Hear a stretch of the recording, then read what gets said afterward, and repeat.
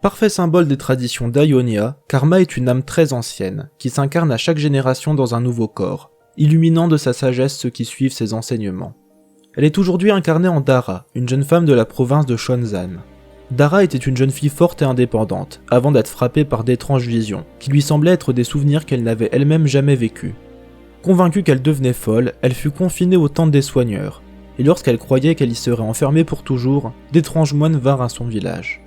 Venant de l'autel éternel, ils cherchaient la prochaine incarnation de leur divin chef, décédé quelques mois plus tôt. Alors qu'ils croyaient tout espoir perdu, ils passèrent devant les huttes, et depuis l'intérieur, Dara reconnut, de par l'une de ses visions, la voix des moines. Ainsi elle apprit que ces visions étaient les souvenirs des anciennes incarnations de Karma, et elle devint la vénérée chef spirituelle de l'autel éternel. Elle y apprit à communiquer avec les âmes des karmas passés, tout emplie d'une infinie sagesse. Elle apprit qu'à chaque acte malveillant survenait une terrible rétribution.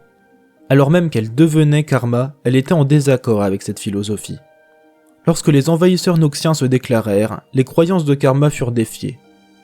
Tous la suppliaient de ne pas réagir, mais au fond d'elle, elle voulait défendre les terres premières. Choisissant d'utiliser la grande puissance contenue en elle, elle déchaîna sa fureur et détruisit un navire noxien.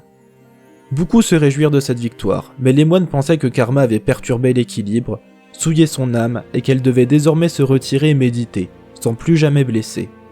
Pourtant, elle était sûre au fond d'elle que l'esprit d'Ionia la guidait. N'écoutant que son cœur, elle les fit taire. Bien que la guerre soit désormais terminée, la violence est toujours présente à Ionia.